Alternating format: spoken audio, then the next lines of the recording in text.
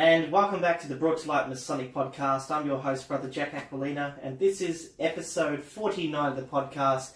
And believe it or not, it's actually quite a sneaky episode because today I'm not joined by my usual co-host, Brother David Illingworth, or anyone else for that matter. I'm actually joined by my brother, Paul Aquilina. Welcome back to the show, Paul. Thanks, Jack. Not joined by anyone else for that matter. Well, you know, you do count sort of as a person, but, you know, as most people view brothers or blood brothers in Freemasonry, you're usually just one of the same person. Oh, thanks for having me, Jack. Well, 2 episodes in a row, so our listeners are either going to start loving you or getting sick of you, but we actually have done quite a nasty thing here because, believe it or not, we've done an impromptu episode. I know, listeners, you're absolutely putting your hands up in the air saying, what is going on? 4 months of nothing, then an episode that was pretty awesome in my view, and now an impromptu episode. Well, look, what can I say, Paul? We're pretty inconsistent, but we try our best. Oh, we're just trying to get them out. We're trying to make up for lost time, I think, a little bit. Well, especially when you're listening to the Masonic Light Podcast every day, which I've been doing. I've spent 4 days of listening to Jason Lewis and Larry Maris, Jack Harley and Pete Ruggieri. They've been in my mind, catching up with them, and it made me realise that we've really dropped the ball, and there's been a hole for us. So we thought tonight, after a bit of Friday night blues, staying in your home, looking at YouTube, going down the rabbit hole, we thought we'd produce what's going to be an interesting episode. But before we get into that, I just wanted to say that on the weekend, which is this weekend here, where this episode is being recorded as well, we are actually going to have episode 50, which is going to be focusing on the role of past masters. It's going to be a great episode, which I won't be hosting. It'll be hosted by Brother David Illingworth and Brother Robert Billing, and they'll be having special guests from North America. That includes Worshipful Brother Nicholas Lane, obviously the State or Provincial Secretary of the Wildest Social Club of Ontario in Canada, and also the Worshipful Master of the Castle Island Virtual Lodge. They'll be getting him on to have a roundtable discussion about the role of past masters. So we won't steal their thunder, but we thought we'd chuck in a bit of a fun episode, which is going to be focusing on debunking and sort of talking about some of our favourite Masonic conspiracy videos that we found on YouTube. And Paul, you've had a lot of fun finding these clips. Oh, we dipped our toe into the pool of psychotic people, and there's just a messy situation. The problem is, when you're going through this type of stuff, there's so much to go through, and there's so much rambling. You can go watch an hour of any of these videos and gain absolutely no knowledge at all in any way, shape, or form. You've learned nothing, and they use a lot of terms that you're just meant to understand from the get-go, and there's so many problems within this rabbit hole that it just keeps getting deeper and deeper the further you look. So it's just one of those things where I spent a little bit of time trying to find the videos. If I was trying to educate myself on what these people were talking about, we'd never get one up. I'd lose my mind before we even got to the end of this episode. Well, I think what we're going to call this episode, something on the lines of episode 49 of the Light Masonic Podcast, Lunatics, Conspiracies, and the Rabbit Hole. That's what we might call it. But before we get into that and talk about why we've set up this episode and what we're going to be doing, one quick item of news. Now, because the news is going to be recorded in episode 50, which happens to be recorded 2 days from now, I won't go into too much detail about what's been happening, but there is one big thing that has happened, and that is, of course, the installation of Worshipful Brother Dominic Donato, our friend Dom. As we all know, a year or so ago we were talking about his installation as Worshipful Master at Garibaldi Lodge, but now he's been installed in the chair of Adoniram as the Master of the Victory United Brunswick Lodge of Mark Master Masons. And it's fantastic to see that that's the case. Dominic Donato, a friend of ours, Paul, and I know that you guys have had some great drinking experiences together. Now, Worshipful Master. I do have to salute him for the next 12 months. I'd like to say also on my part, congratulations. He leaps and bounds. Him and his dad have gone through the whole craft together, and they've done some really special stuff. And it's just good to see he's still making progress in different orders. So, congratulations, Dom. Congratulations to you, Dom. And you'd all be familiar with Matteo Donato, who's Dom's father. If you check back in the earlier episodes, I think it's around about the 15, we did interview Worshipful Brother Dom's dad, Matt, and we spoke to him about organisational leadership. So check that episode out, and once again, congratulations to you, our good friend Dom, who's going to heights. He's going to be installed or put into chained office as part of the Grand Line. He's getting made Grand Herald next year. Well, this year, it's already 2018. So this year in April, he'll be joining Worshipful Brother Keith Murray's team and becoming Grand Herald. So a really exciting time for him. And I just thought I'd mention that he's now in the chair at the Mark. And we're looking forward to working with you over the year ahead. And congratulations. Good to see young Masons doing well in the other orders. So that's all for news. Let's just cut that there and get straight into the topic today. So, as we said, we're looking at Masonic conspiracies, lunatics, and the rabbit hole. And I say that in the most kind-hearted way possible. What we've done is we've looked at the fact that every time someone approaches Freemasonry or wants to join Freemasonry or talks about Freemasonry, they've probably come across the very videos and the clips that we're going to be sharing tonight. Because if you type Freemasonry in YouTube, unfortunately, we're in a situation where all you see is a bunch of crazies talking about Freemasonry as though they know a lot about Freemasonry when literally they know nothing. So, Paul, I remember before you joined, and you've said this on the podcast before, you thought you'd test out the idea before you came up to me and asked me for the paperwork.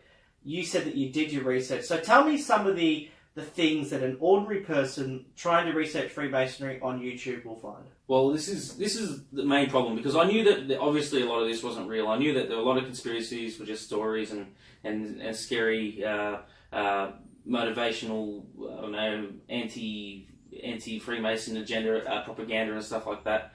But the thing is, when there's so much negative that you see and so little positive, it starts to give you a sway of what would you call it? I guess it influences and tinges your view, doesn't it? Yeah, so even if you can understand it's fake, without hearing any good things or actually understanding what it's about, it's very hard to actually get a real grasp on what's actually happening and what it's all about. Because hearing this stuff, which you guys will in a minute, it's just so far from the experience I've had that it's completely unrecognisable. It's like a story that they've come up with in many ways. And there are strange consistencies between the stories, and it's just a scary thing to listen to. It's funny, don't get me wrong, very, very, very funny in certain cases, but at the same time, it's got a very faint tint of horrifying dread about these videos, because this is something that I'm a part of, and these people are just belittling it as if it's something terrible, and you hear some of the comparisons between us and some other people anyway, and you'll see what I'm talking about. So I guess as a bit of a disclaimer, some of the clips and the videos we'll be talking about tonight may be a little bit disturbing to some people. There's nothing crazy, but, for example, the word pedophile is chucked around a couple of times, so just be wary of that. But just try and see this episode as a chance for us to sort of educate the Masonic world who maybe aren't across YouTube about some of the things that are being said about us, but also to poke a bit of fun and have a bit of a laugh about some of the ridiculous things that are out there, in a way for not only us to entertain you, but to sort of debunk some of the myths and rubbish that really is spread about an organisation that is about being good, for good. And this is the issue that we have. As you know, Paul, and our listeners will be aware, one of the biggest things that Freemasonry has failed to do is market itself. And over the years, we've let other people define who we are rather than defining ourselves. So let's just see this as our chance on a Friday night here in Melbourne. It's been a hot day today. It's around about 39 degrees, which is, in the length of the 98 degree Fahrenheit area. So we're looking at really hot weather. It's a hot night, so we're going to poke a bit of fun and obviously bring you along for the journey. So let's get into our first clip. Paul, give us an idea, an introduction into what are we going to hear, and who. Give us an idea of who's going to be saying it. We might not have the real name, but we have a YouTube identity, and we do encourage you to go watch this if you listen to the whole episode of this episode, because it's a chance for you to really see what's going on out there in terms of some of the crazy stuff that's said. So take us away, Paul, for the first Masonic conspiracy clip. All right, I'd like to first say that this person thinks this is very real. This is a very real reality for this person, right? I'm not sure of the name, but it's probably best we don't give that away anyway. So the channel I got here is Gorilla199. So that's the channel name, if you want to go have a look, and it's called How to Recognise Reptillians and Freemasons. That's a tough one, Reptillians. Reptillians is a race that is not human, but it is extraterrestrial, and they've come here and taken up major leadership positions to enslave and indoctrinate a lot of people with their knowledge and what they think is a perfect society. So they are literally lizard people who have come here and taken the shape of our major leaders and now run the world in conjunction with Freemasons and Illuminati, which are the same thing in certain cases but different in others. So this one, you'll have to hear it. I'll let you hear it for yourself. But they are also dangerous and evil. Now, how do we flush these people out? They look like us. So you can't tell whether someone's a tear or a human being. Okay, we can't tell that, but we can tell if someone is a tear or a Freemason. There's a differentiation. You as a normal human being are just a normal human being that God made. You're his prized possession, his masterpiece. These creatures are an abomination, and we have traitors on this earth called Freemasons, who are basically the tares' bitches. They do whatever they say, and they believe that by doing so they will one day become gods. How ridiculous. Satan hates all human beings. Therefore, to make a promise to a human being that if you go through all of these Freemason rituals you will become a god is completely dumb, because he wants to kill you, you stupid Freemason idiots. So how do we flush out these Freemasons and these tares? I just want to pause this bit here because this is the part where it's bad already, but it actually gets a little bit scary here. How do we flush them out, he says. Alright, we'll have a look at how we flush Freemasons out. It's very, very simple. You do what I do.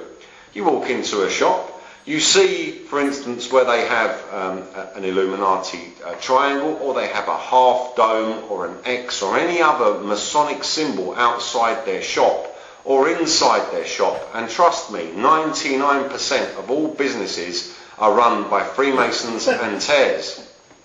Just go in, buy what you're going to buy, and casually mention to the person now, who may just be a worker though, so you won't get no reaction if they're just a worker and they don't know, but if it's the owner, and you say to them, there's a lot of flying saucer symbolism in your shop, why is that? You will watch the blood drain from their face before your very eyes. They won't answer you. Their eyes will look to the ground.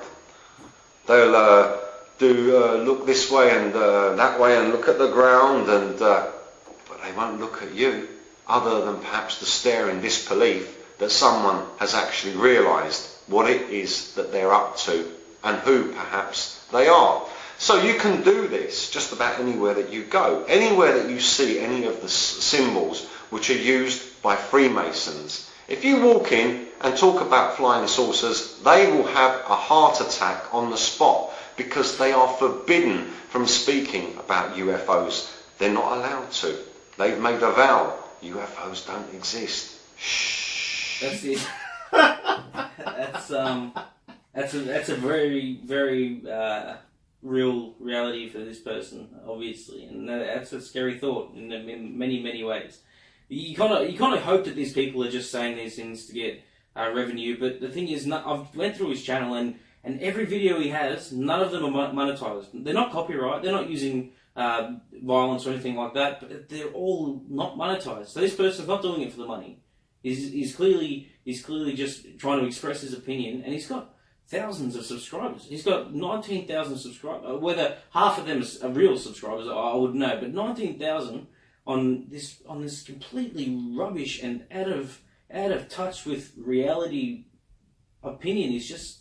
It's just what do you think, Jack? This is a hard one for me, mate. Well, it's a hard issue, because it's hard to sort of diagnose as to whether or not this person is actually sane, and we don't want to ridicule anyone who's maybe suffering from mental illness, but we're going to proceed on the basis that these people are very across what they're doing. They have genuine beliefs and they're not insane, because they're posting these videos. They've got 19,000 followers. They're very they're very well researched in the things they say sometimes, in terms of they find sources to back up their arguments. They're also consistent and methodical with their uploads. There's no deviation. They have consistent weekly uploads. They have a common theme. They always they have certain segments which they actually return to. Oh, he does anyway, Gorilla 199. And it's very serious. And even on this list, we have some very big names that are doing stuff like that. So we'll get to it. But Gorilla is actually a very, in my opinion, successful YouTuber compared to us, because we are still very brand new. But yeah, he's very successful, and this is as bad as intellectual as it gets, and it's completely wrong in so many ways.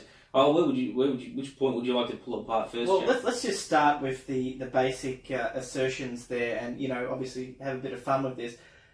Putting the religion stuff to one side, as you can see, he's very much talking about God and religion. Let's put that to one side. We're not going to get into a religious argument, but let's just talk about some of the claims he makes. So firstly, apparently 99% of business owners are Freemasons, which I think is an incredible claim. And I'd like to see the data or the statistics that support that. Which is ridiculous. Which is ridiculous. So clearly we all know that's rubbish. Not 99% of people. I wish 99% of business people were Freemasons, because then we might have a lot of people in the order rather than the 9,500. Millions. We may actually run the world. If there was 99% of the world or business owners in Freemasonry, then we would not even have a problem as far as membership in any jurisdiction anywhere for any reason. And we'd run the world only for the reason that we would literally almost be the entire world. So, well, in an age of closing lodges and closing buildings and fees going up and all these sorts of things.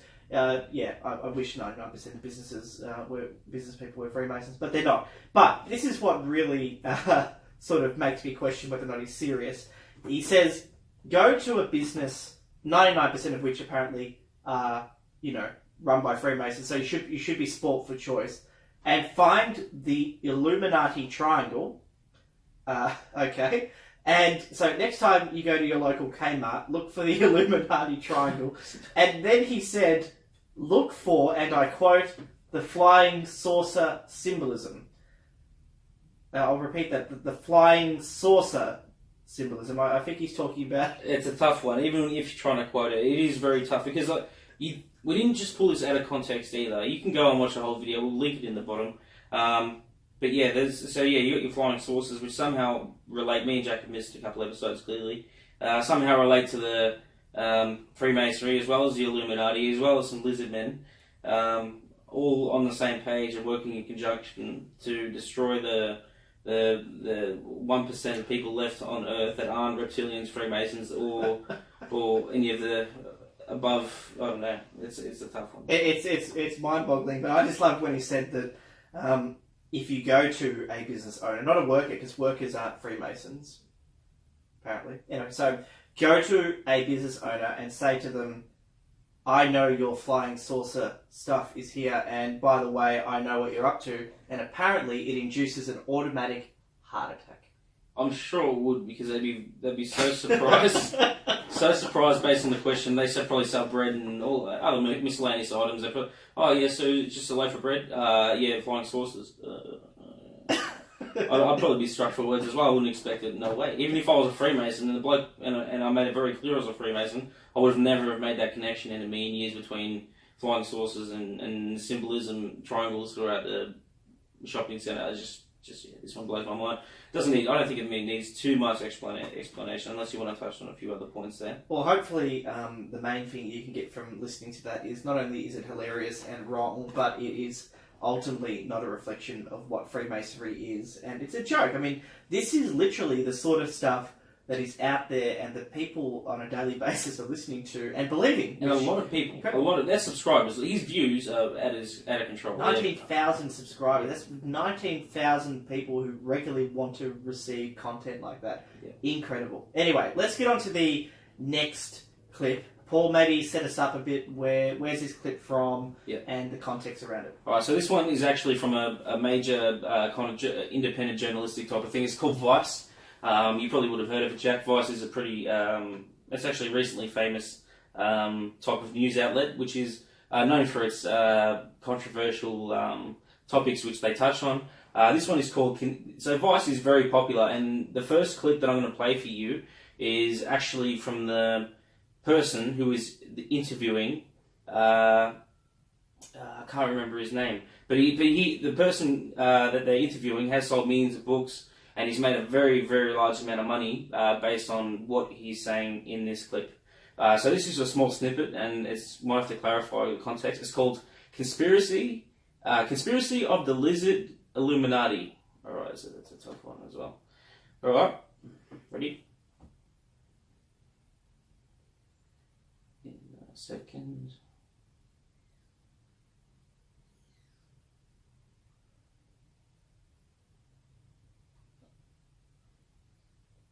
Are we having audio problems? Or is it just not playing?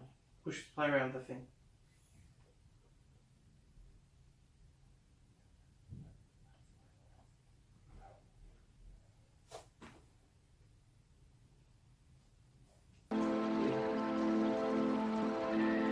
According to Ike, the Isle of Wight is a world within a world, with Freemasonry and Satanism at its center.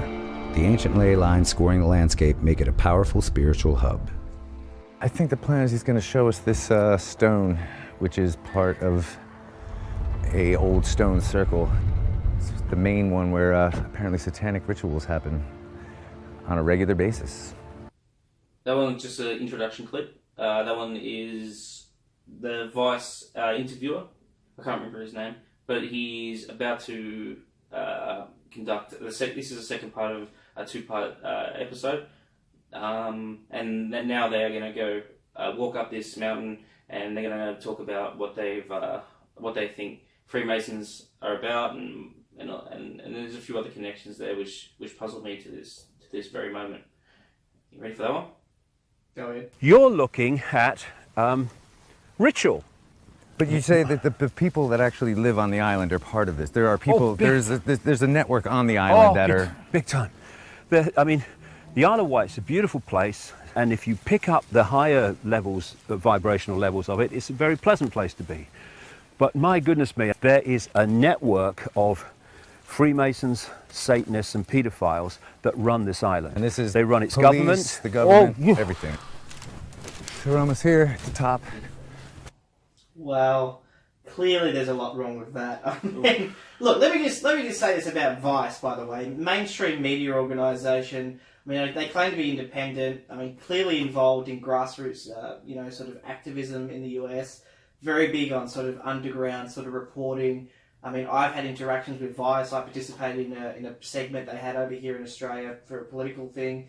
And ultimately, they do some good stuff, but this is just an example of the sort of embrace of rubbish, absolute lunacy. In any way to attempt to connect Freemasonry with Satanism and pedophiles is not only unfounded, it's intellectually bankrupt. There's just no evidence of Satanistic rituals in Freemasonry. But let's just put that to one side. You can tell this guy has no credibility, because what does he open with? This place is a great place because you can just feel it in the vibrational levels. The higher vibrations. And by this is a tough one to explain as well, but as far as vibrations, they think that the whole... I don't know if it can be proven true or not true, but it's just... I'm not completely around it. But the whole universe runs on vibrations. I suppose there's an ounce of truth to that with frequencies and stuff like that, but I'm not going to get into that. But he thinks that there is negative vibrations, positive vibrations, like a karma type thing, and this connects you to different worlds and stuff like that. I encourage you to go watch the whole video and maybe another 10 to actually catch up with what he's saying in this one. But he goes on in this video, which is pretty disturbing. He goes up the top of this mountain and he ends up describing the sacrifice and molestation of young men, apparently done by Freemasons and Illuminati, and it's just a disgraceful type of unfounded, no evidence-based opinion, because he has nothing. You'll find that through a lot of these, they don't bring up a document from blah blah blah blah blah. They don't reference a quote. The furthest they'll do is from an authority, like some religious text or something like that, and then they'll warp it into a place where it becomes evil and kind of construed. So it's just one of those things. Another one of similar to the last one, I suppose, just incoherent rubbish in my opinion. What's your thoughts? I think you got to look at the way these people think, and you can tell how people think by listening to what they say. When your language is the best expression of the way your thought processes work. And one thing that's consistent between all these sorts of conspiracy theorists and what I call alarmists are really this incoherent inability to provide any back evidence or sourcing or rational sort of explanation as to why they think what they think. If you're in an argument with someone, or if someone is explaining something to you, and their best attempt at convincing you of their belief is that they throw insults and they throw out unfounded sort of allegations, all, by the way, again, which you'll see, is all based on hearsay, or anecdotal experience. I was a member of Freemasonry and this happened to me, or I spoke to a guy who was a lizard man who said this to me. So, it's all based on hearsay. There's no actual facts or objectionable proof or objective truth. And it's just ridiculous. So it's important to understand the logic of conspiracy theorists. It's a logic. They do a lot of logical leaps, and they do also make the biggest mistake in any form of fact-finding mission, which is this idea that correlation equals causation. So in this instance, there's some things that have happened in this particular in the Isle of Man that maybe it could be a crime or a once-off thing, or who knows, it could have been anything. It could have been animals making noises. And they get this event and correlate it to their beliefs. It's like when a child is in a dark room and he thinks he sees a monster in the corner, and it's just light reflecting off the wall, or it might be the outline of his jacket.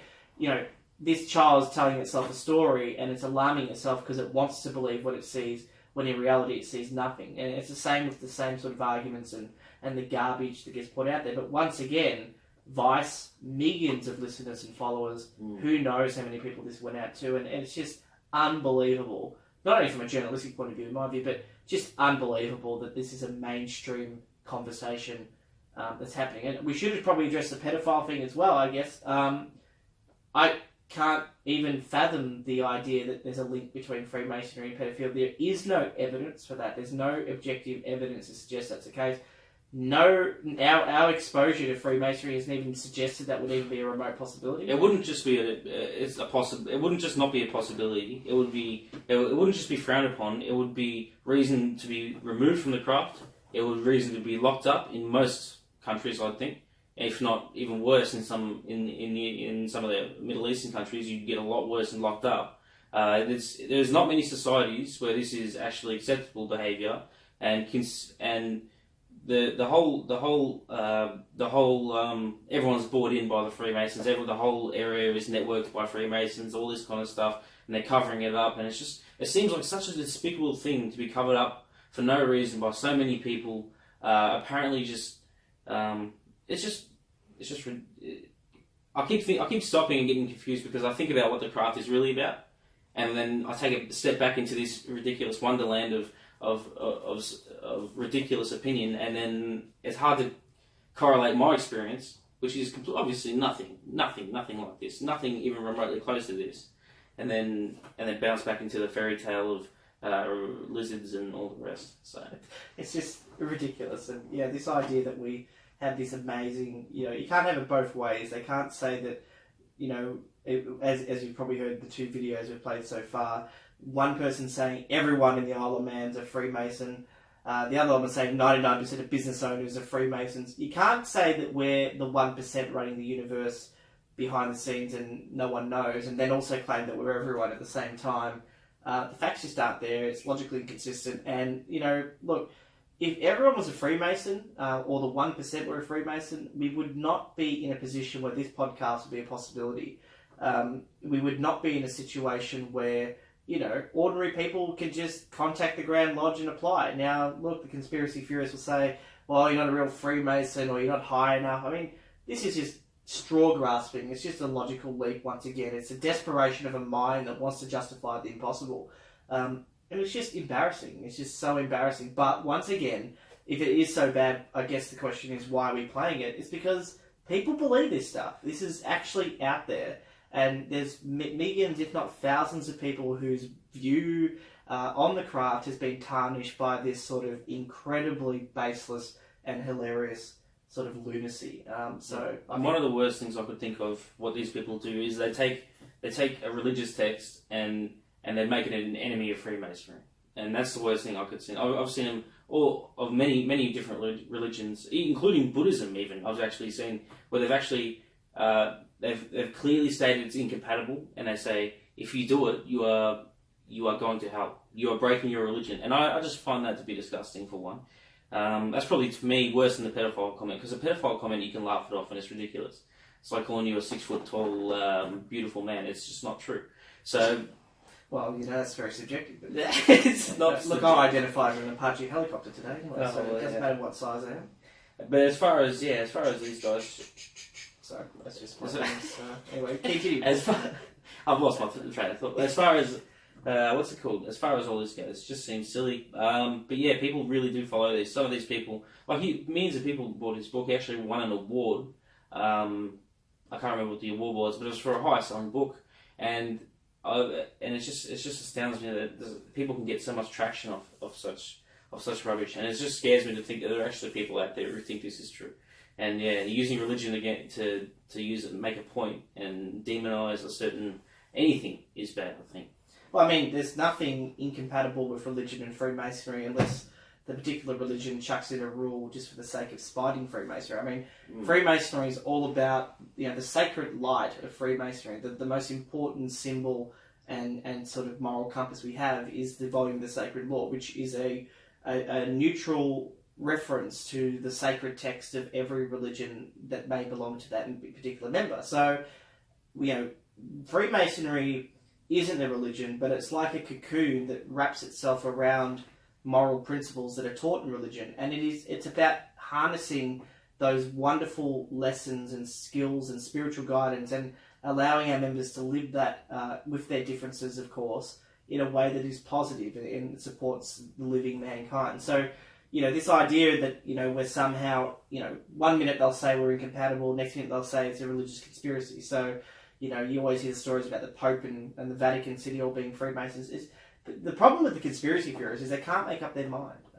What is the argument? That is the one thing, because there's no source material, because it's all hearsay and nothing really. There's no backing behind anything they say. They could every person you see, they have a similar story with a twist, and they'll say, yeah, they're lizards and UFOs. Oh, they're lizards, not UFOs, but they can become invisible and morph into other people. And it's just shapeshifters are real. They really think. Well, the next one I think you're going to enjoy. Which one is it? We'll get on that. It's from a channel called Zionist ZooTube, and the title is 33. So this one is all about finding symbols and making correlations that don't exist. So in the first clip we had that bloke, you walk through, if you find a triangle, they're Illuminati and they believe in you, and they know that there are UFOs and they're hiding that from the public. But in this one, it runs through a dollar bill, and he makes certain correlations, obviously in the dollar bill, that don't exist, and he references these to Freemasonry. So it's called 33 Masonic symbols and Ark of the Covenant on dollar bill Illuminati. So he's illiterate as well as just ridiculous. So we'll go through that one now. All right, Jack? Go for it. Moving past that, there is a representation of the number 44 when you take the alignment mark that appears on the base outside the Omega symbol here, this black alignment mark, and this black alignment mark here, and run a line straight up to touch the Omega symbol. That's a 44-degree angle. And ladies and gentlemen, I can tell you that the Omega symbol and the number 44 is no coincidence, ladies. Alright, so that was just a quick one. I just chucked that because you don't really get to see what he's doing. But yeah, all he's doing is looking at a $1 bill, and he's making different. We'll put it this way: he spent the first half of the video defending himself and telling us how qualified he is to be making these assumptions and all the rest. So he spent the first half telling us he worked on airplanes and he worked on a train or a steamboat. I can't really remember which one it is. But he thinks he's an engineer and all the rest, and he's using some crazy tools and ridiculous stuff like that. And he just pulls apart a $1 note, does some crazy origami type stuff, and boom, Illuminati. So that's how that works. Well, this is the thing with symbolism, and we know a lot about symbolism because in Freemasonry we use symbols as a metaphor to teach moral principles, and by teach, we obviously don't have a dogma or a right or wrong. It's more just about allowing people to use a practical object to tell a story and to get a lesson out of it. And the flip side to symbolism, it can be positive, as Freemasonry demonstrates, but it can also be a little bit mind blowing. The mind looks for what it wants to see. Going back to the analogy earlier of the kid in the bedroom seeing the ghost in the corner, and it's actually just the jacket. The mind sees what it wants to see. Now, if you've got a dollar bill and you're looking, you can look at anything. I implore you, pick up any piece of paper or any text. You'll find something that you can interpret into a Masonic conspiracy. And there's no doubt that this is what people are doing. And the issue, I guess, in the US is you've got the US dollar note, which has the obelisk on it, and it has a number of symbols, the all-seeing eye, which have been symbols of a number of cultures, going all the way through to ancient Egypt. Sure, some of that symbolism might have been borrowed by Freemasonry, but Freemasonry is like the last custodian of the ancient mystic schools in terms of the traditions and the storytelling and the life lessons and the sort of the fables and spiritual sort of endeavours of ancient societies. We're the custodians of that. We're not descendants of those societies, but over time, men through the Enlightenment have used the best symbols that they can find through ancient Greece and ancient Egypt and a number of other societies, and then embracing the Judeo-Christian tradition and a number of other traditions to bring together what is modern Freemasonry, which is an inculcation of symbols. So sure, I mean, there's an all-seeing eye in Freemasonry in some respects, as much as there is, circles. So does that mean every circle is a sign of the Illuminati pedophilia ring or something like that? I mean, if you want to make up a story, you can, but once again, and I think you might notice the videos unintentionally are structured in a way that you get the really dumb one first, and then they just get slowly more intelligible. Yeah. And particularly when we get to the last one, you're going to be listening to it going, "Hey, this guy actually sounds reasonable," but we've got a bit of surprise for you on that one. So, there is a theory going around that he very well knows. He might have attended a clandestine meeting, and he was actually removed from the craft. Obviously, had hard feelings and thought this is a good way to make money. And in my opinion, this is the most logical type of thing, because he seems like a half sensible kind of, half intellectual kind of person. But then he spills out this garbage. So what's his name? I can't pronounce his last name. Schoebelen. He's William Schoebelen, I think. Okay. Right. And this is, I'm not going to tell you the title yet, but the name of the channel is Now You See TV, and they are interviewing him. This is about a 9-part. Series, and every episode goes for an hour, but they are continuously recorded as if a 9-hour podcast. So this is just a short clip to give you a bit of a rough idea of where he is as far as headspace. So, ready? The thing that this Druid guy told me back in 1973 about the Mormon church being founded by witches wasn't just somebody, blowing smoke up your skirt. Right. He was telling the truth. Yeah. And he knew, because he himself was an LDS bishop. So, that being said, moving on to the Masonry, the thing about Masonry is Masons say they are not a religion, but only religious. And that's just playing word games. Right. And, basically Masonry has all the qualities of religion. It requires you to believe in a supreme being. It has a system of morality. There's things you can do and things you cannot do. And that system of morality and ethics is expressed in ritual. It's very ritualized. No Mason can deny that. So Masonry is a religion, and I would put it to anybody who's supposedly a Christian and a Mason. How could you be a part of two religions at once? I mean, you couldn't be a Christian and a Muslim.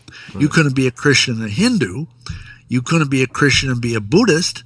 So why would you be a Christian and be a Freemason? Now, the danger of it is, and we have a DVD which expresses this very well. It's called Freemasonry, Fatal in the First Degree. We'll stop it there.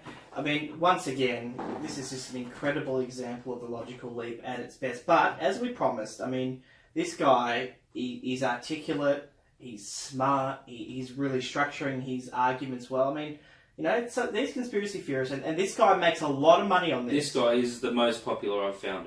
He's really popular. And we're talking like hundreds of thousands of subscribers for this guy. This podcast that he's on at the moment is like it's like a conspiracy podcast, which in its own right has hundreds of thousands of subscribers. So this guy's really, really smart, and he makes a lot of money out of this, but we'll get to this in a moment. Let's just deal with the substance of what he says. So he's saying, he starts off by obviously talking about an unrelated topic, bagging the Mormon church, saying it was founded by witches, which indicates that he believes in witches, I think. Oh, that's the least of his worries, I think. Well, that's a big concern, because look, you think if you left Freemasonry, you could pick up the other side and you become a Mormon, because as far as I know, they don't like us very much. No, so, generally not. Yeah. So if you're going to pick my enemy is my friend. So I don't know why he's decided to just bugger it. I'm just going to cut loose and just hack everyone to pieces. Look, I've never started a conversation where I've said, look, I was talking to this druid guy, this druid, like a mythical beast, a mythical person, in 1972, and he told me that witches run the Mormon church, because that's an authority. He's a druid after all. I wouldn't argue with the druid. So he goes on from that. So, very credible from the outset. But then he goes, look, Masonry is a religion. Now, episode 2 of this podcast deals with Freemasonry and spirituality and religion. And we go into detail, long detail. Brother James Mann and I, back second episode, when we all started, 2016, an hour-long discussion on why Freemasonry is not a religion. So I suggest that you listen to that. But just quickly, he says that we're playing word games. Well, let's deal with that, because I think this guy's playing with word games. He says that we have the qualities of a religion. Now, let's focus on what that means. Sure, Freemasonry is a religious, it has a religious element to it in the respect that we expect people to have a faith in a higher being in which we place our moral principles. A criteria of application is probably better off, because he said it's all wordplay. He's saying it's you religion without being religion, wordplay. It's not wordplay. It's more of a criteria of morality. So I suppose you could create your own religion and have your own supreme being, and as long as it follows the moral guidelines of what society now views as moral, then I suppose that would be fine, would it not? Yeah, it would be fine, but this is the whole point I'm making. He's saying that we are a religion. He's saying we're a religion because we have a requirement to believe in a supreme being. But this is the issue. This is step number 1 he's failing on. If you join a religion, you're required by definition to have a belief in a particular supreme being. You're required to believe in the God of that religion. That is religion, right? That's the first step of religion. There needs to be a God, and you need to believe in that God. By saying to people, join our organisation, and the criteria is that you have a belief in a God, but we're not going to tell you who that God needs to be or what that supreme power needs to be. Or we actually say higher power, so it's more flexible. And you don't need to justify it in any way, shape or form. Exactly right. So that doesn't sound like an all-encompassing, unifying requirement for you to believe in a particular God. So first prong fails. Next prong. They require you to have a ritualistic expression of morals and principles. Sure, we teach morals and principles that are secular morals and principles as much as they are religious moral principles. Not killing your neighbour is as much a secular principle as it is a religious principle. Being truthful, being honest, keeping your word, respecting your brother, respecting your neighbour, having this idea of being charitable to those in need. These are all things that are inculcated in all religions, but they're also just common values of Judeo-Christian society, of secular society today. So this idea of, you have moral principles, you ask people to have moral principles, so therefore you must be a religion, is incredibly ignorant. There's one ingredient missing from that. We don't have a dogma. We don't have a requirement for people to do things in a certain way, in the sense that we don't tell you what you must believe. That is an essential ingredient in any religion. You must have a God to believe in, a specific entity, and you must adhere to the practices and beliefs of that church or whatever it is, that religion, in a dogmatic way. We don't do that. We don't care what you believe or what you do about those beliefs. We just ask you to be a good person. We focus on the secular, ethical, moral principles about living life, being the best contributor to society. So, second prong fails. And the third prong fails, of course, because ultimately, just because we happen to have ritual, and once again refer to our previous episodes, episode 1, for example, ritual is just storytelling. It's a play. It's what humans have done for thousands of years. In terms of the way we've expressed ourselves is through stories. We pass through lessons through storytelling, and that's all the ritual is. It's a tradition of storytelling. The Aboriginal people here in Australia have done it for thousands of years. The Vikings did it. The English have done it. The church does it. Secular society does it. And in fact, secular society does this every 3 years here in Australia. We have elections. We have a ritual of having elections. And We have rituals of people being sworn into the positions, parliaments being opened, courts being opened, things that we do as a regimented, habitual animal to try and reinforce, a sense of tradition and respect for the institutions that we respect. So, fails. But, once again, you can go from quite the psychotic through to someone who is a little bit, and I'll say this, a bit weasel-wordy and very intelligent with the way they express themselves. Anyway, let's get to the next clip that this guy's got to say. See, let's say you're a Christian, and you decide to join the lodge because your uncle was in it or a friend was in it. Maybe your pastor was in it. Mm-hmm. And he tells you, oh, it's a great institution. It makes good men better. Yeah. That's what I've heard that a lot. Yeah. Yeah, that's their little slope. Yeah. So anyway, you go there. You're interviewed by a committee to make sure you're not some kind of a pervert or something. That's another story. But and I'm sure, you were talking before about, your friend David Carrico, our mutual friend. Right. And, we'll both confirm to you that Masons actually have the highest number of pedophiles, perverts. I mean, they put the Catholic priesthood to shame. Yeah, I mean, I was talking to David Carrico about that. He was here locally. I don't know if you're familiar with the Blue House, the Satanic Blue House, but they were one of the ones that broke it out. But they uncovered that Freemasons were the ones that were bringing these children away from the school, and they were doing sexual, not sacrifices, but rituals. Satanic rituals on these children and bringing them back to the school, and it was happening at all these different schools, and all the people that were doing were Freemasons. So I can't. Yeah, I mean it's just look. When I heard about that, I was like, wow, that is outrageous. I cannot believe that. It's so crazy, but it's true. And I looked it up. Outrageous. That's true. Yeah, absolutely outrageous what you said then, and outrageous in the most comedic way possible. So it's you really do have to laugh at it because if I were to sit back and take this seriously, right? So let's say there was some historic problem with pedophilia in Masonry. Would there not be a document? Would there not be reports? Would there not be? This would all be part of the networking and cover up and this and that. We're so successful around the world. We actually somehow covered it all up. But that's really the disturbing thought. Because if you don't laugh at this is a terribly confusing and offensive piece of rubbish. Really, well, I can't really. He's not referencing a book. He's not referencing a part of history, even a time in history. He's more just saying, oh well, there was a school at one point, and kids got taken and sacrificed sexually. And they're all Freemasons. And I heard that from my mate David, whatever he was, and that's my source. That's my source, and it doesn't even make sense because. Even the smart guy, the guy who's making a lot of money out of exploiting people's ignorance and fear of things they don't understand, he said, they interview you to make sure you're not a pervert, but they're all perverts. I mean, that just makes no sense. It's just stupid. I mean, there is no evidence that Freemasonry has any sexual proclivities. Now, you can chuck in Freemasonry in YouTube and you'll probably see a video of a dancing girl with a black and white hidden camera. I mean... Beyonce, Yeah, it's just ridiculous. It's just ridiculous. That superimposed Beyonce. Anyway, it's just so unbelievable. But, this is the sort of garbage. And you're right, if you do try and take a step back and not laugh at it and try and take it seriously...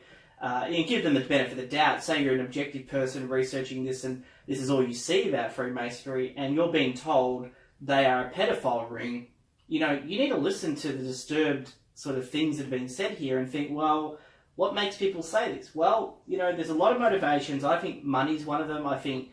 well, put it this way. I cut out a part on this audio clip that we just heard where before he dropped the big bombshell of what he thinks about Freemasons... He actually plugged his book. He plugged 3 of his books. Sorry, he plugged the DVD apparently that he made, which I'm sure is under $1,000 worth of DVD. And he plugged he almost plugged everything he probably ever written, made, wrote, produced, directed, everything. So just in case you're wondering what he's getting out of this, I think there's a bit more involved. Yeah, I mean, there's clearly some issues, but. It's interesting because the guy who's making the presentation is, in terms of the guests on this particular podcast, he's very charismatic. He seems well read. He seems like he knows what he's talking about, and he's very convincing. So, I mean, this is a man who does a lot of speeches, a lot of public appearances. That, like I've said before, hundreds of thousands of subscribers, makes a lot of money out of peddling this rubbish. But, it's important, and I guess we're taught this in Freemasonry. We're told, to think about things through the prism of, being as fair as possible as you can to be to people, to have these liberal arts and sciences as a guide and a tool to understanding the world around you. And if you're going to apply, rhetoric, arithmetic, some of these logic, grammar, these sorts of things that we're taught as part of the second degree about building ourselves up as intelligent, capable individuals in this world, then you would need to apply some of that to this, and you need to look at this objectively and say, well, ultimately, what is being said, if I look at it from an objective point of view, it's rubbish. And there's just, like I said, if you're going to resort to insults to justify your point, you are really drawing at the bottom of the barrel. And if you're going to say things like you're a pedophile ring, you got to do better than your druid mate who you spoke to in 1972, who also happens to be a flying UFO saucer. But Paul, we did promise a bombshell about this guy, and we promised at the start, just to give you an idea of the credibility that this guy has. Paul's going to tell you how this channel described this guy as their guest. How was he described, Paul? This is how he described himself, right? This is him describing who he is and who he was. Right? And he believes this. He's not mucking around. He's serious. He is an ex-vampire, a werewolf, Illuminati whistleblower. And he was a 90th degree Mason. So once you get to the 33rd, you are approached, and you are, and he's got all these elaborate diagrams. And so he's a werewolf. He's a tooth fairy, and he's many other things. So he's well, with his beard, he's probably Santa Claus as well. We'll put a link in the show notes. It is truly astounding. And if you get the time and you really want to lose a bit of knowledge, then I recommend going and listening to this guy. He's on Now You See TV, which seems like a bit of garbage as well, where they just reaffirm these rubbish ideas. You never see him get challenged or debate or nothing like that. It's all him just sitting there and just and laughing to himself about his own opinions of reaffirmation. So I suppose if he enjoys it, go ahead. That's fine. Just let the people know that you're a piece of crap person. That's all. Because otherwise you're letting off the wrong image. You're just kind of attacking everyone. It's funny how he doesn't attack his target audience. He's like, I love Jesus, but everyone else is bad, and it's just you're bad, and you're bad, and you're bad. Yeah. Jesus, you're good, but everyone else is bad, and you're a lizard, and you're this, and it's just one of the things that this sort of global conspiracy stuff, and this is where it all comes down to in a broader sense. It all feeds into really, and I hate to say this, sort of, it's not disparaging. Sure, people use religion for all sorts of tools, but these people tend to be fundamental Christians in terms of extremists. And undertone in all of this is an anti-Zionism. It's an they're anti-Semites in the sense that they believe in this sort of Rothschild Jewish conspiracy. And Freemasonry is sometimes described by conspiracy theorists as Judeo-Masonry. Okay. Yeah. And that is an example of the underlying anti-Semitism that underlines a lot of this conspiracy theory rubbish. And let's be of no doubt, that Freemasonry and its main allegory, in terms of in the craft degrees, is based, and in some other orders as well, is based around the Old Testament story of, King Solomon and the battles and tribulations that were faced by the Jewish people. And, we have no shame in that because we understand it's a story, it's an allegory, it's a metaphor, it's something that, a well-known story that was well-known when this ritual was written many, many hundreds of years ago. And it's something that we use to moralise on. And it's a guide and tool to just our everyday understanding of who we are in our place in the world. A story to learn a lesson. Exactly right.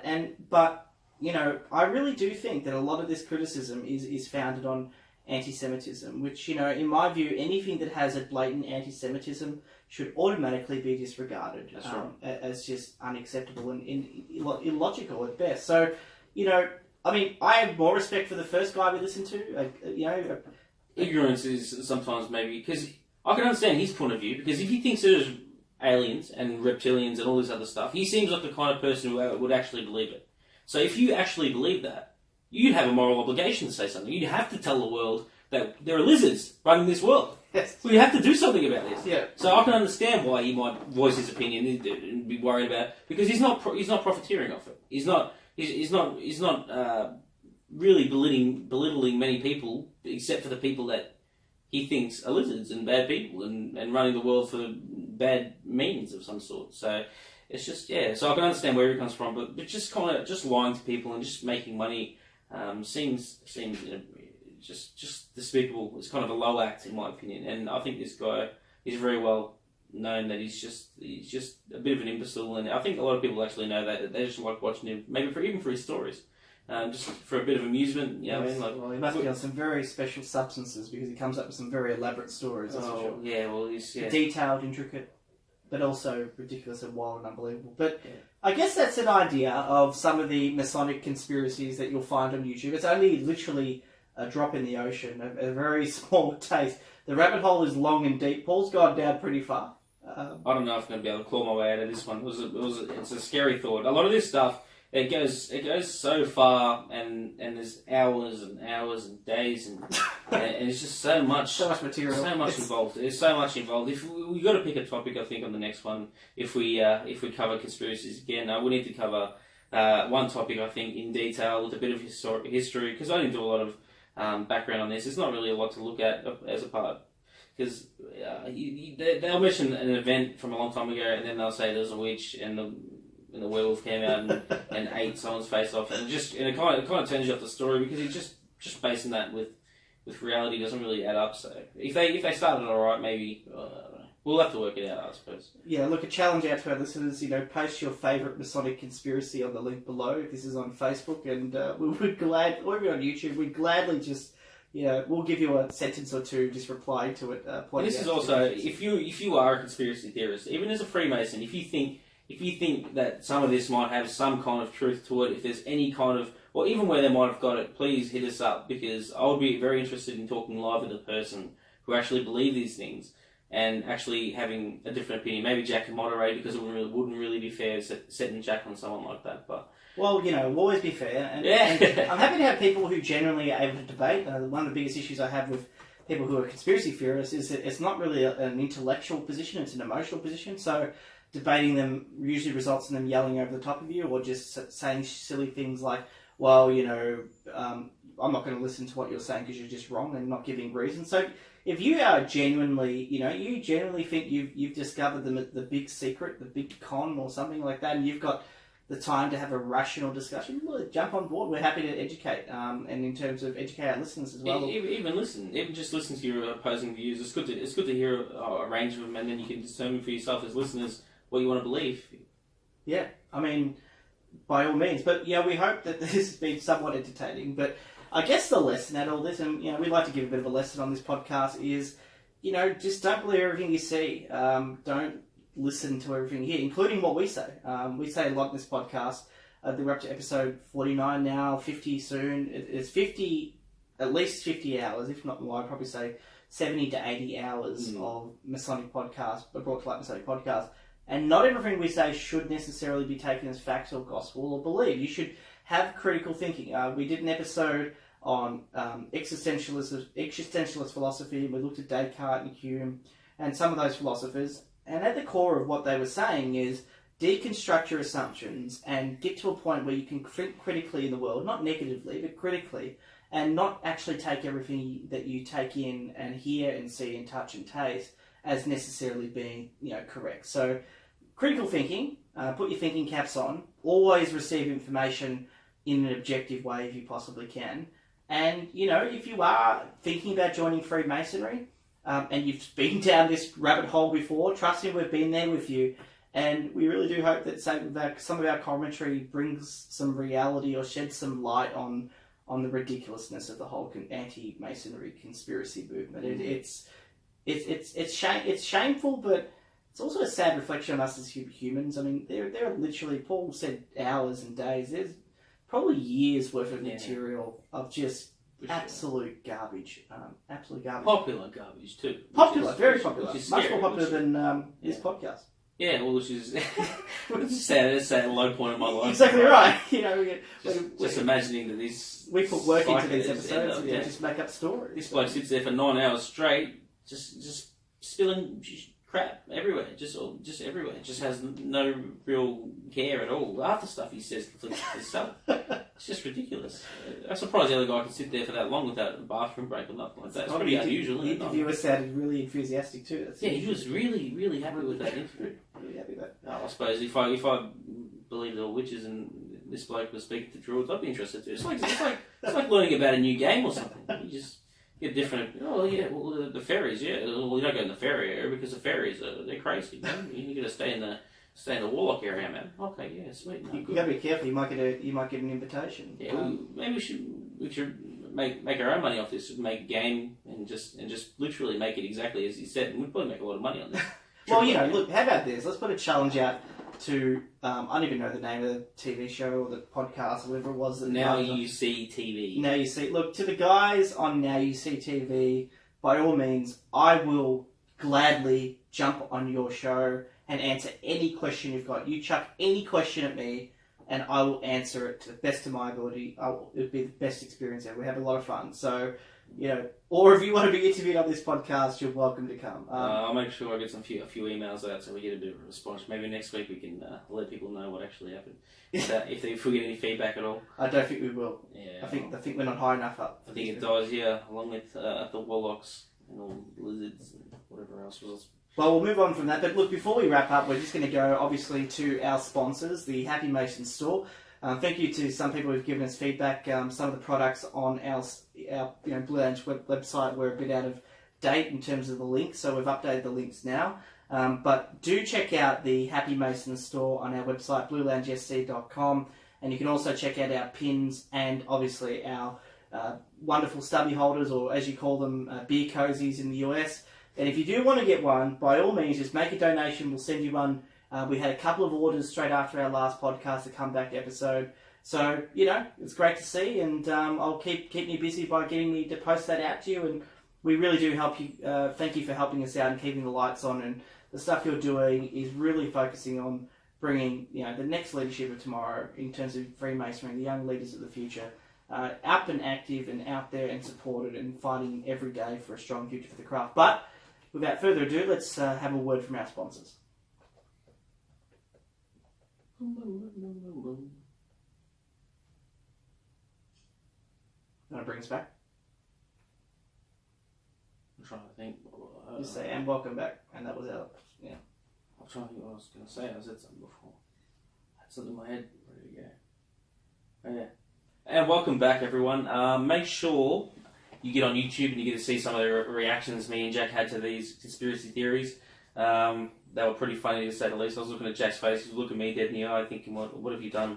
What have you?" Jack looks at me different now, like I'm a different person after witnessing this stuff. But I feel a bit dirty knowing that you've gone down that rabbit hole. I put my toe in there, and I feel very, very dirty. Yeah, I've definitely cried in the shower a couple of times after watching this, but I'm sure we'll be fine. Jack, a couple of sleeps, and we'll hopefully a bit of therapy, and we'll be back to our normal selves. Exactly right. A couple of episodes of the Brought to Light Masonic Podcast will bring us back, but. Yep.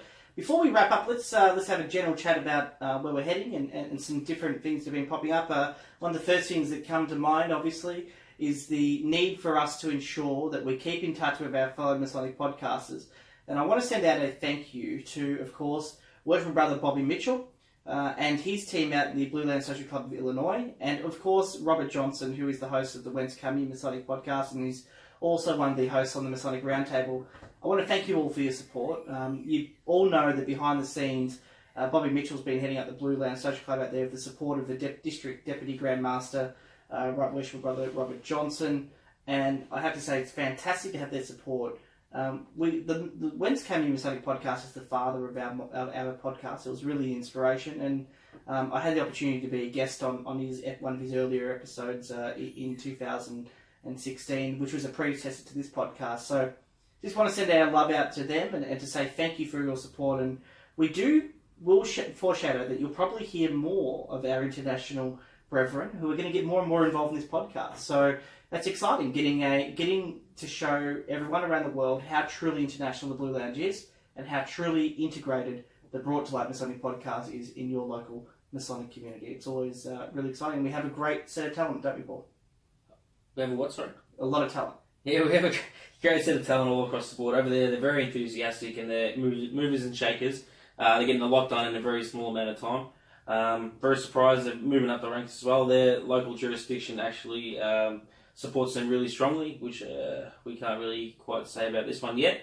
But the future's looking good for us as well as FMB. So there's a lot going on in both places. They've just had no they've had no kickback, so to say. But so they've just been all up. They've been just climbing the ranks and climbing the leadership roles, which is a big part of what we're doing on this year, focusing on leadership and stuff like that. Well, let's talk about that. I mean, the Blue Land Social Club has obviously launched a couple of things since our last podcast.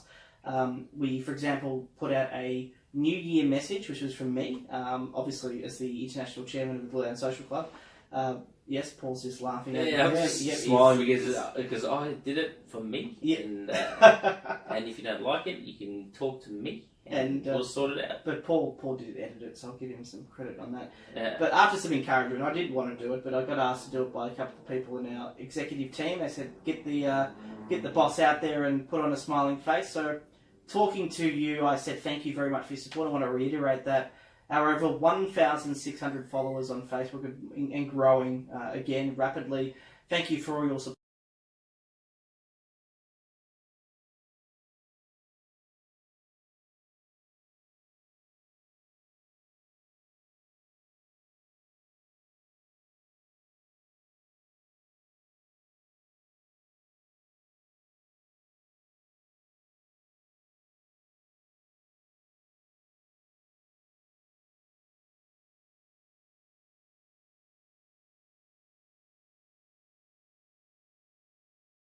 Over 6,500 people listen to this podcast through many forums, whether it be through iTunes, YouTube, Stitcher, the website directly, or Facebook or other media. YouTube, 100,000 watch minutes. Yep. YouTube, and that's only with a few episodes we've actually got up. Exactly right. And that's since 2016. So, and that's only very recently we've started getting a few views, because we only got a few views, but everyone's watching for hours. So that's good. If the content must be alright, if everyone's sticking around for the full episode. So exactly right. And ultimately, we are working on getting our backlog up on YouTube, but Paul is perfectionist in these things, and he's working for it. But it'll be worth it once it goes up, and we'll have a playlist of all our episodes and hopefully YouTube.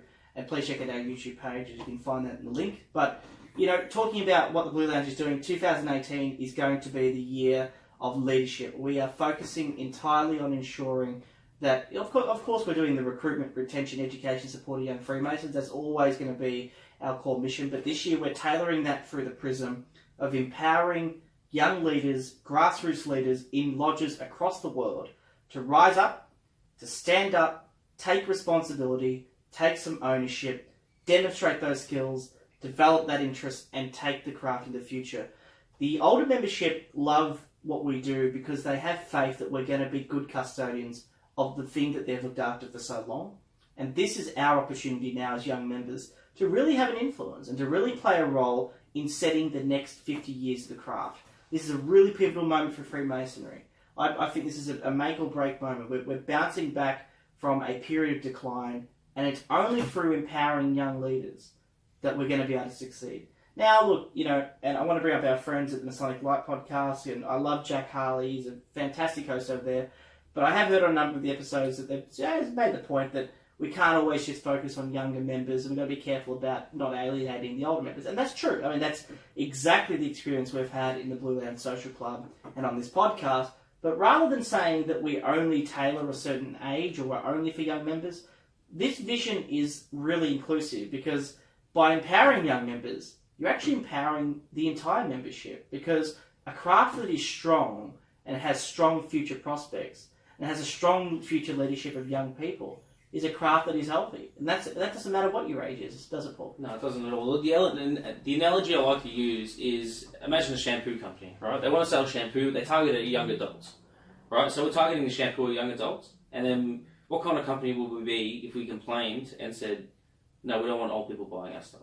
We don't want older people buying our equipment. It's ridiculous. Of course we want people to buy into the idea of young members or the upcoming future, and there's going to be, it's the more people we have on board with us, the easier it is for us to know what the grassroots are thinking. And that works its way all the way from where you are, and the king of the universe, all the way down to somewhere where our representatives are. So it feeds very quickly between up and down, especially me now living with you, and we have a pretty good dialogue with Blue Lounge. Well, you have one with me, and I normally tell you how it's actually done, and then you affirm that, and then we continue. So yes, well, the districts are all autonomous in the sense that I don't micromanage them. That's the best thing about it, and we couldn't do what we do without support of the older members. In fact, I'd say the older membership, and when I say older, I mean anyone over the age of 55, because let's face it, the average age of Freemasons in Victoria is 65 plus, and it hasn't reduced despite the last 18 months of all sorts of changes and efforts. It hasn't changed. We're declining in our membership. We're below 9,000 now. I said 9,500 earlier, but that was just me just saying that for habit. The official numbers are, we're looking at about 8,000 now, so not many. But we are an old organisation. Now, old organisations need to foster their youth. You need, success of an organisation is the success of its future, and that benefits everyone, and I don't think that's age exclusive. So, to our listeners out there who probably are sick and tired of hearing the words young Masons use, I get it.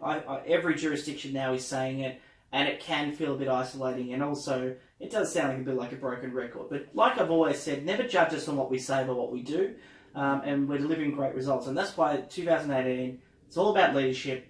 This year is going to be about empowering young members. Now that we've recruited, retained, and educated, supported a whole bunch of members, and we're going to continue to do that, obviously, as part of what we do, but we've done such a great job over the last 18 months. It's time to make those members active in Freemasonry and make them the leaders of tomorrow and help them become the leaders of tomorrow. So check us out. We check out our Facebook page. We do have a new Facebook sort of what they call cover photo. Which was greatly designed by Paul and put together. So thank you, Paul, for doing that. But share the cover photo to your local Masonic group or on your page, or even make it your own cover photo. We're welcome to sharing that. And just tag us in it so we can give you a like and give you a shout out if we can. Exactly right. And get behind the movement. Get behind the fastest growing, most impactful youth Masonic movement in the world. We are doing things that we're very proud of, and we have a team of people, and it's not just about me or Paul or the host of this show.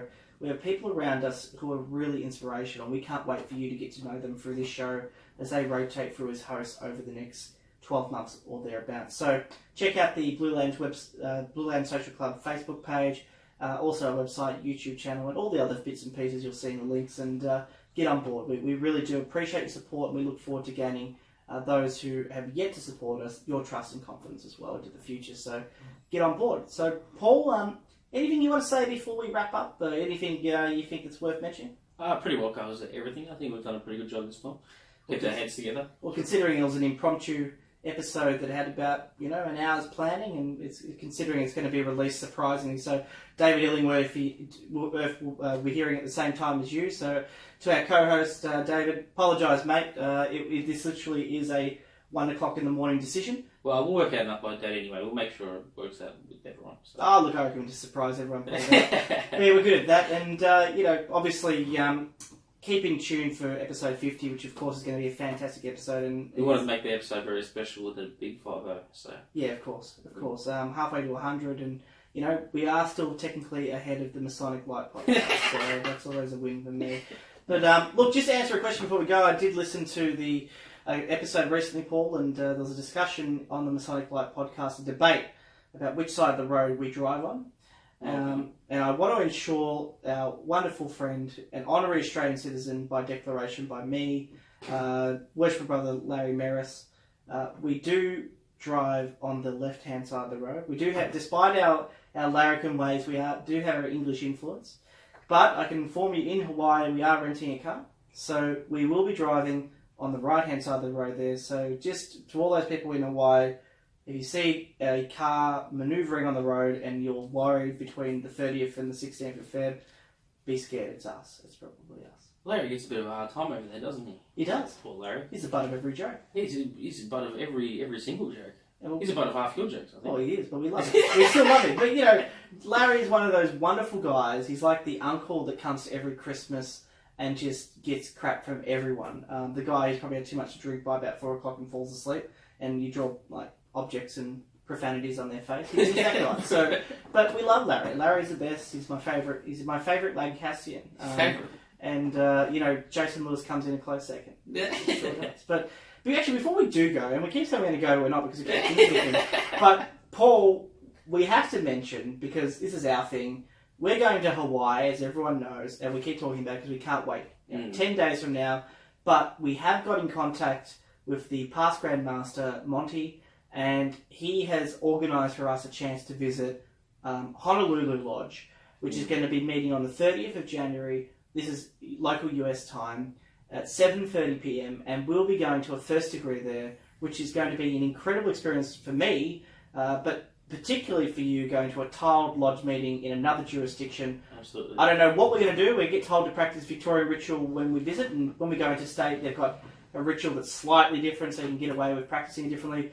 This is going to be unrecognisable, so we're just going to make it up as we go and hope that we don't. Pretty much. It's a big one. I can't wait. It's going to be a big first for me, international first degree as a Northern District secretary. So it's a big step. But you were telling me between we started with one, a first degree, and then you said between 2 and 4 different lodge meetings. Yeah, we've got a few lodge meetings lined up. We've got there's a stated meeting, a business meeting on the 6th of February in Honolulu Lodge, which we're going to go to. And you might be saying, why are you going to a business meeting? Well, believe it or not, we do things differently. I mean, our business, we don't have business meetings as such. Every meeting we have a portion dedicated to business. Yep. We meet once a month.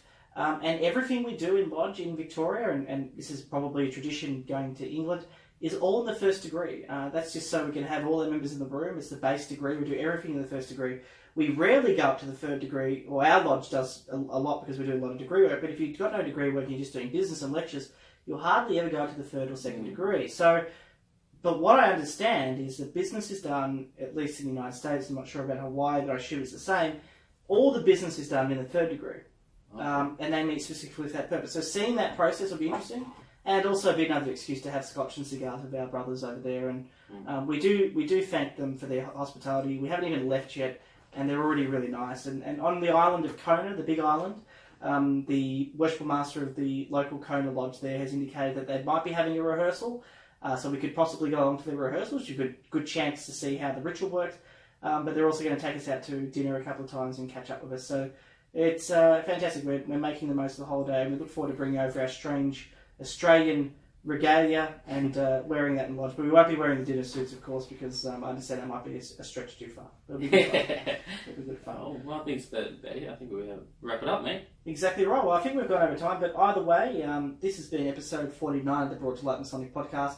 It's been dedicated to an investigation of the conspiracies, lunacy, and rabbit holes that are associated with conspiracies about Freemasonry all around the world.